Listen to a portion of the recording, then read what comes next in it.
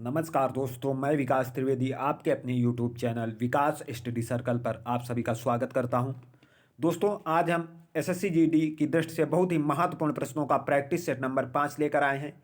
दोस्तों, ये practice set हमारा न्यू पैटर्न पर आधारित है। दोस्तों, आप जानते हैं कि एसएससी ने एसएससी जीडी के पैटर्न में चेंज किया है और दोस्तों इसमें अब 80 प्रश्न पूछे जाएंगे, जिनमें दोस्तों 20 प्रश्न जीएस से, 20 हिंदी, 20 रीजनिंग और 20 मैथ से पूछे जाएंगे और एक प्रश्न दोस्तों 2 अंक का होगा। तो दोस्तों ये हमारा जीएस का प्रैक्टिस सेट नंबर 5 है और दोस्तों बहुत ही महत्वपूर्ण प्रश्नों का प्रैक्टिस सेट है। तो वीडियो के साथ अंत तक बने रहिएगा और वीडियो को ज़्यादा से ज़्यादा लाइक करें, शेयर करें और चैनल को सब्सक्राइब करें। दोस्तों शुरू करते हैं आज का अपना पहला प्रश्न। दोस्तों हमारा पहला क्वेश्चन है दोस्तों कि निम्नलिखित में से कौन सा एक रूपांतरित तना है।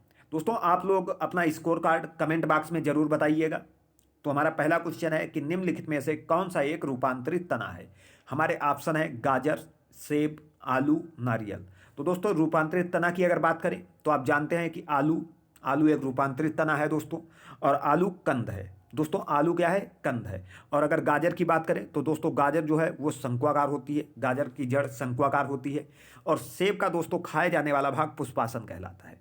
सेब का खाए जाने वाला भाग पुष्पासन और नारियल में दोस्तों खाए जाने वाला भाग भ्रूणपोष, नारियल का भ्रूणपोष। उसके बाद दोस्तों अगले क्वेश्चन पर चलते हैं। अगला क्वेश्चन दोस्तों हमारा है उष्णकटिबंधीय घास के मैदान सवाना और वेल्स सामान्यतः कहाँ पाए जाते हैं।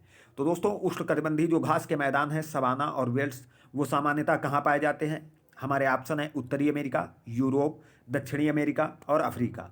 तो इसमें दोस्तों हमारा राइट आंसर हो जाएगा ऑप्शन नंबर 4, अफ्रीका। दोस्तों ये सवाना और वेल्स जो हैं वो अफ्रीका में पाए जाते हैं। बहुत ध्यान से दोस्तों देखना, मोस्ट इंपॉर्टेंट क्वेश्चन है। और भी हम आपको घास के मैदानों के बारे में बता देते हैं। दोस्तों उत्तरी अमेरिका की अगर बात करें दोस्तों तो उत्तरी अमेरिका में प्रेयरी, उत्तरी अमेरिका में जो घास के मैदान पाए जाते हैं उन्हें प्रेयरी कहा जाता है, प्रेयरी। और यूरोप के घास के मैदान दोस्तों स्टेपी घास के मैदान दोस्तों यूरोप में पाए जाते हैं। और दक्षिणी अमेरिका के जो घास के मैदान हैं वो सेलवास कहलाते हैं। तो दोस्तों उत्तरी अमेरिका के प्रेयरी घास के मैदान कहलाते हैं, यूरोप में स्टेपी, दक्षिण अमेरिका में सेलवास और अफ्रीका में सवाना और वेल्स। और अगर दोस्तों और घास के मैदानों की हम बात करें तो ऑस्ट्रेलिया में जो घास के मैदान पाए जाते हैं वो उन्हें क्या कहा जाता है, तो डाउन्स। ऑस्ट्रेलिया के घास के मैदान डाउन्स कहलाते हैं। और उसके बाद अगर बात करें दोस्तों हंगरी दोस्तों मोस्ट इंपॉर्टेंट है। हंगरी के घास के मैदान पुछताछ दोस्तों घास के मैदान कहाँ पाए जाते हैं, तो हंगरी में पाए जाते हैं पुछताछ घास के मैदान। और दोस्तों उसके बाद अगर बात करें पंपास घास के मैदान कहाँ पाए जाते हैं, पंपास। तो दोस्तों पंपास घास के मैदान जो हैं वो अर्जेंटीना में पाए जाते हैं। अर्जेंटीना में पंपास घास के मैदान पाए जाते हैं।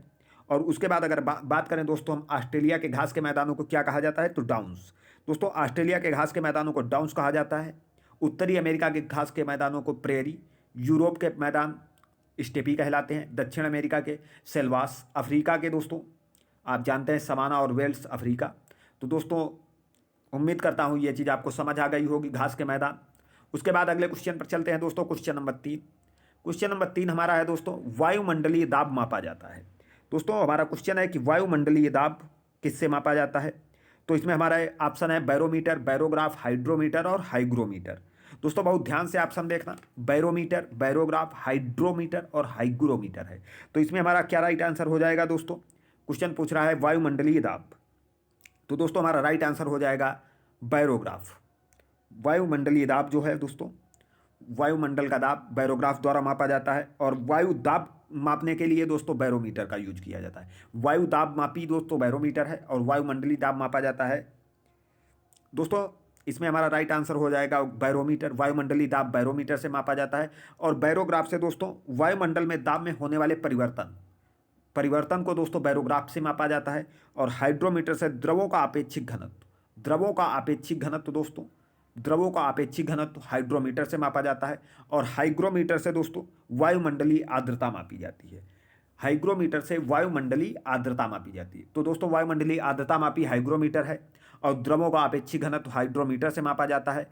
और अगर बैरोग्राफ की बात करें तो दोस्तों वायुमंडल के दाब में होने वाले परिवर्तन को मापा जाता है बैरोग्राफ से, और वायुमंडलीय दाब को बैरोमीटर से मापा जाता है। उसके बाद दोस्तों क्वेश्चन नंबर 4 पर चलते हैं। क्वेश्चन नंबर 4 हमारा है काबुलियत एवं पट्टा प्रथा की शुरुआत किसने की। दोस्तों काबुलियत एवं पट्टा प्रथा की शुरुआत किसने की? हमारे ऑप्शन है अकबर, शाहजहां, शेरशाह सूरी, जहांगीर। तो दोस्तों इसमें हमारा राइट आंसर हो जाएगा काबुलियत एवं पट्टा प्रथा। दोस्तों मोस्ट इंपॉर्टेंट है, बहुत बार पूछा गया है एसएससी जीडी में। तो दोस्तों हमारा इसमें राइट आंसर हो जाएगा शेरशाह सूरी। काबुलियत एवं पट्टा प्रथा की शुरुआत शेरशाह सूरी ने की। और दोस्तों अगर अकबर की बात करें तो अकबर के टाइम पीरियड को दोस्तों हिंदी साहित्य का स्वर्णकाल, क्वेश्चन पूछा जाता है कि हिंदी साहित्य का स्वर्णकाल किसके काल को कहा जाता है? तो अकबर के काल को हिंदी साहित्य का स्वर्णकाल कहा जाता है। और दोस्तों उसके बाद अगर हम बात करें शाहजहां के काल को क्या कहा जाता है? तो दोस्तों शाहजहां के काल को स्थापत्य कला का स्वर्णकाल कहा जाता है। शाहजहां के काल को स्थापत्य कला का स्वर्णकाल कहा जाता है। और जहांगीर के काल को दोस्तों चित्रकला का स्वर्णकाल। तो अकबर के काल को दोस्तों हिंदी साहित्य का, शाहजहां के काल को स्थापत्य कला का और जहांगीर के काल को चित्रकला का स्वर्णकाल कहा जाता है। और काबुलियत एवं पट्टा प्रथा की शुरुआत शेरशाह सूरी ने की। तो दोस्तों हमारा ऑप्शन नंबर 3 सही हो जाएगा। उसके बाद अगले क्वेश्चन पर चलते हैं। क्वेश्चन नंबर 5 हमारा दोस्तों, भारतीय प्रेस का मुक्तिदाता किसे कहा जाता है? दोस्तों मोस्ट इंपॉर्टेंट है, भारतीय प्रेस का मुक्तिदाता किसे कहा जाता है? हमारे ऑप्शन है lord Dalhousie, lord Hardinge, Charles Metcalfe, lord Wellesley. तो दोस्तों इसका हमारा राइट आंसर हो जाएगा चार्ल्स मेटकाफ। दोस्तों चार्ल्स मेटकाफ को भारतीय प्रेस का मुक्तिदाता कहा जाता है। और अगर हम बात करें दोस्तों लॉर्ड डलहौजी की, तो डॉक्ट्रिन ऑफ लैप्स बहुत बार पूछा गया है दोस्तों एग्जामों में। और ये दोस्तों जो भी क्वेश्चन है एसएससी जीडी की दृष्टि से बहुत ही महत्वपूर्ण है। तो वीडियो को अंत तक बिना स्किप किए बहुत ध्यान से देखना दोस्तों। Lord Dalhousie doctrine of lapse दोस्तों लागू की थी। व्यपगत का सिद्धांत दोस्तों, व्यपगत का सिद्धांत डॉक्ट्रिन ऑफ लैप्स, तो लॉर्ड डलहौजी को इसके लिए दोस्तों जाना जाता है। और अगर लॉर्ड हार्डिंग की बात करें तो दोस्तों लॉर्ड हार्डिंग जो है इसने दोस्तों नर बलि की प्रथा पर प्रतिबंध लगाया था। नर बलि की प्रथा पर प्रतिबंध लगाया था। लॉर्ड हार्डिंग ने नर बलि की प्रथा पर प्रतिबंध लगाया था।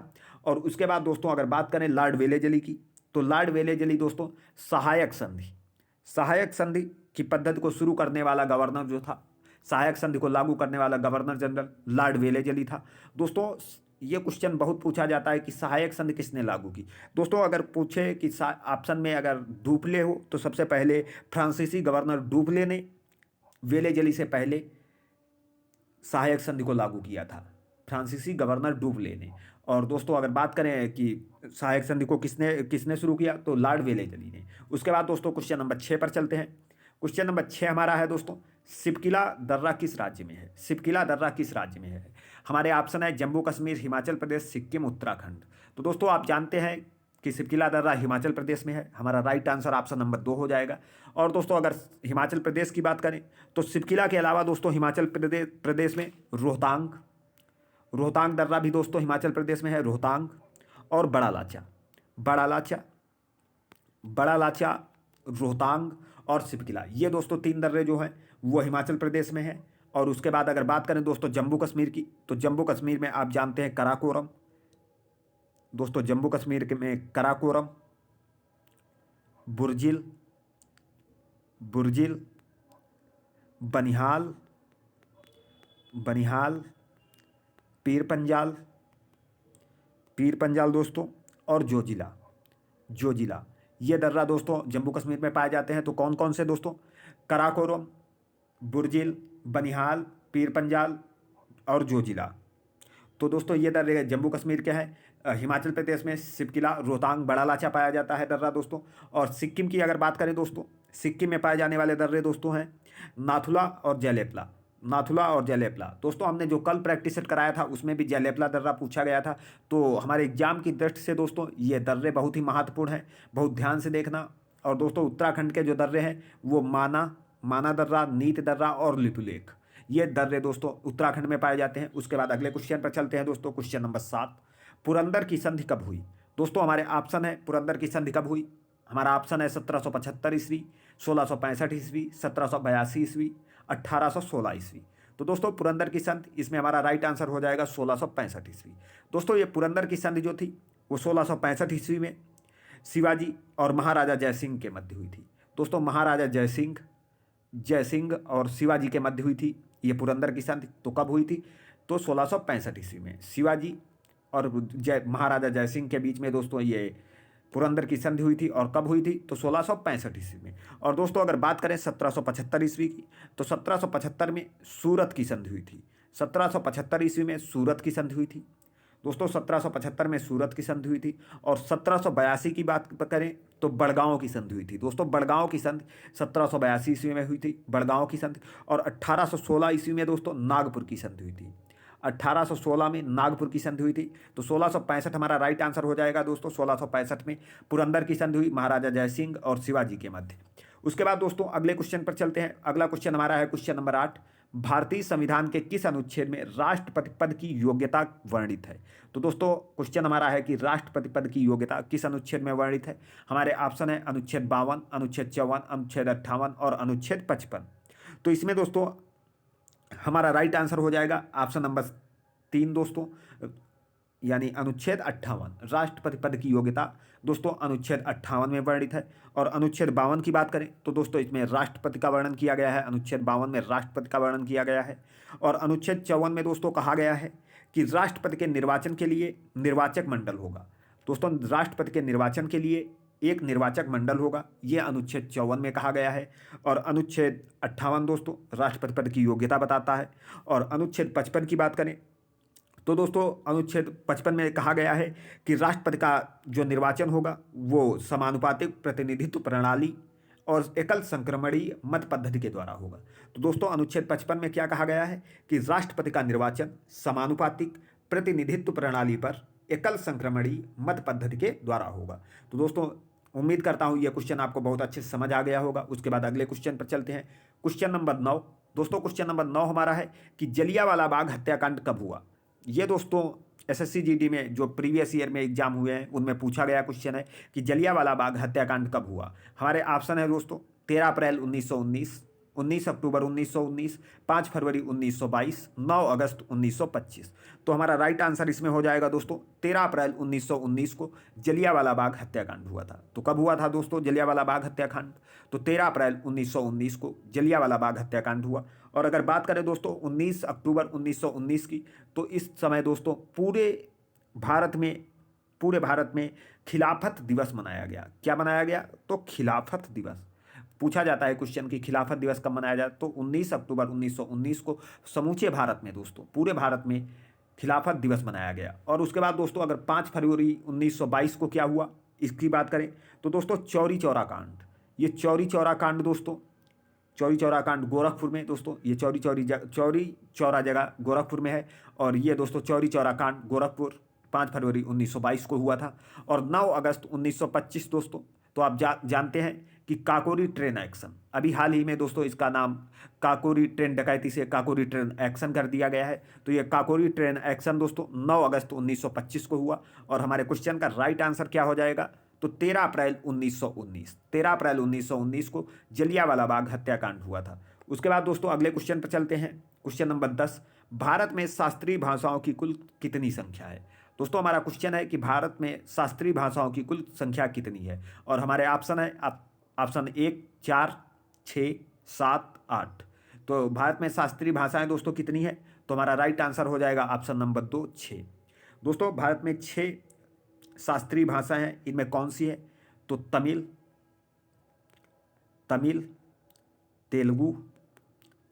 तेलुगु, संस्कृत, कन्नड़, मलयालम और दोस्तों ओडिया। ये दोस्तों जो ओडिया भाषा हमारी है शास्त्रीय भाषा, ये 2014 में शास्त्रीय भाषा का दर्जा इसे दिया गया है ओडिया भाषा को। तो हमारे कुल शास्त्रीय भाषाएं कितनी है? 6। इनको बहुत अच्छे से हमने आपको बता दिया है दोस्तों। उसके बाद अगले क्वेश्चन पर चलते हैं कि वायुमंडल की सबसे निचली परत कौन सी है? दोस्तों क्वेश्चन हमारा है कि वायुमंडल की सबसे निचली परत कौन सी है?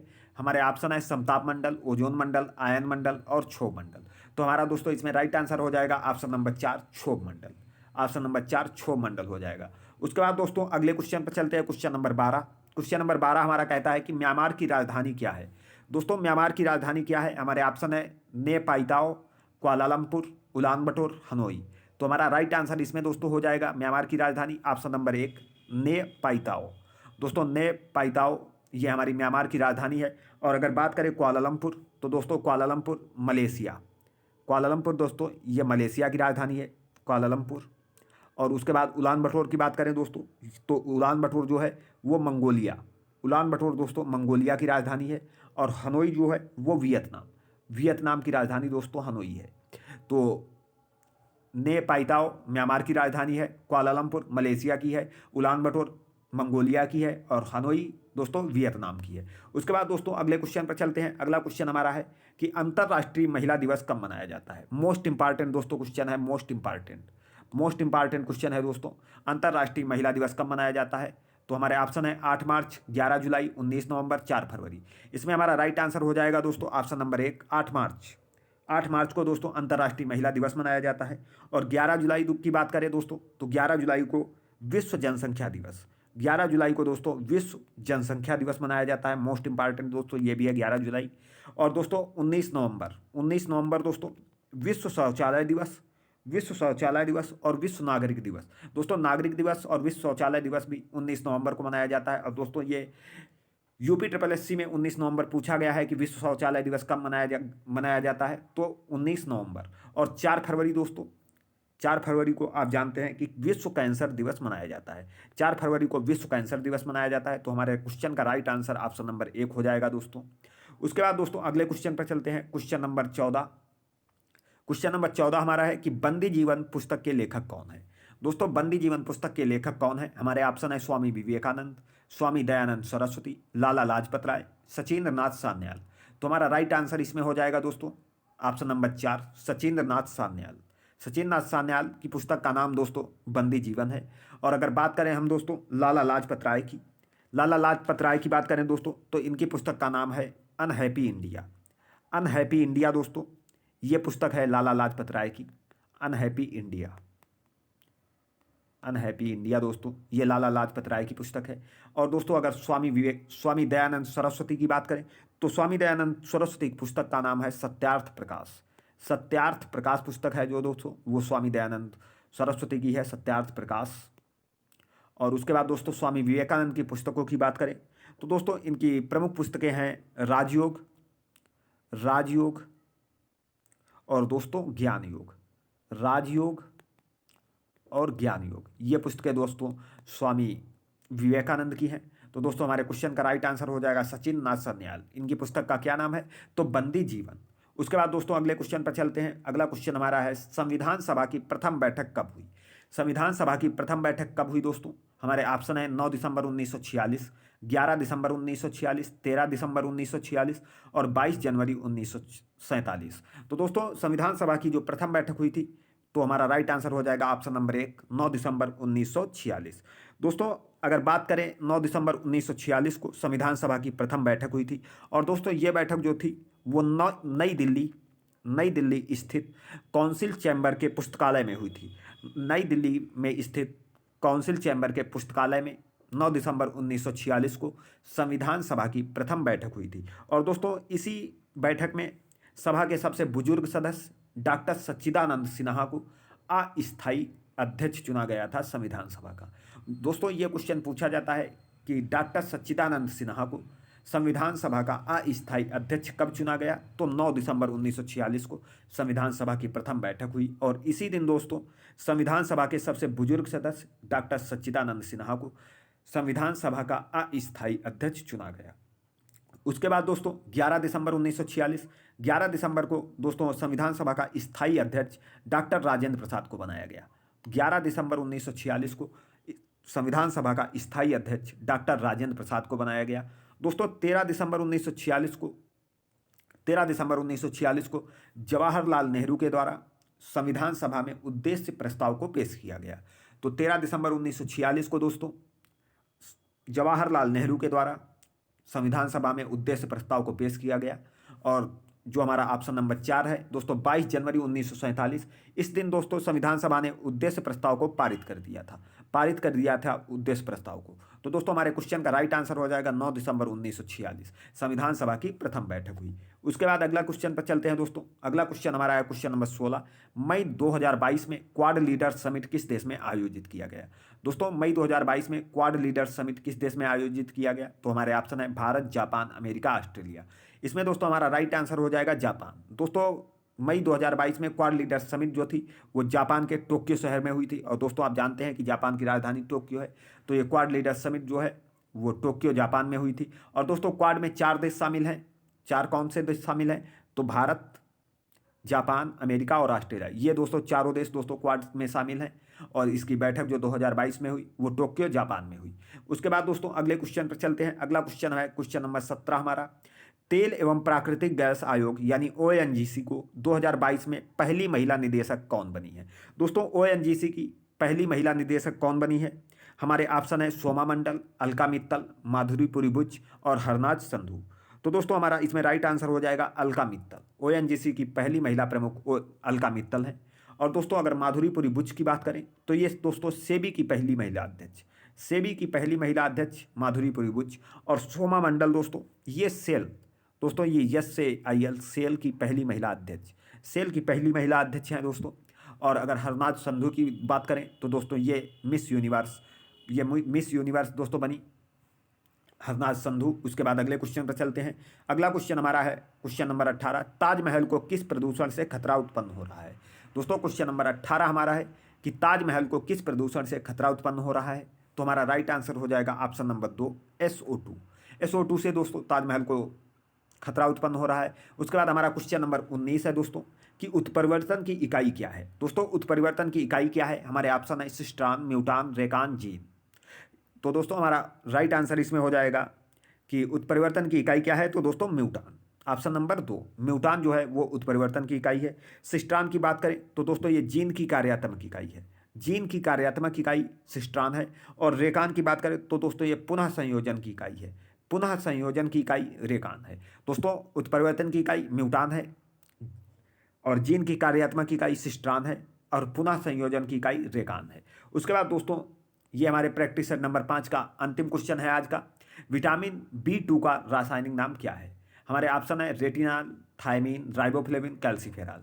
दोस्तों तो हमारा विटामिन B2 का रासायनिक नाम राइबोफ्लेविन है, राइबोफ्लेविन। ऑप्शन नंबर 3 सही हो जाएगा। और अगर थायमीन की बात करें तो दोस्तों ये विटामिन B1 का रासायनिक नाम है। रेटिनॉल की बात करें तो विटामिन A का रासायनिक नाम रेटिनॉल है।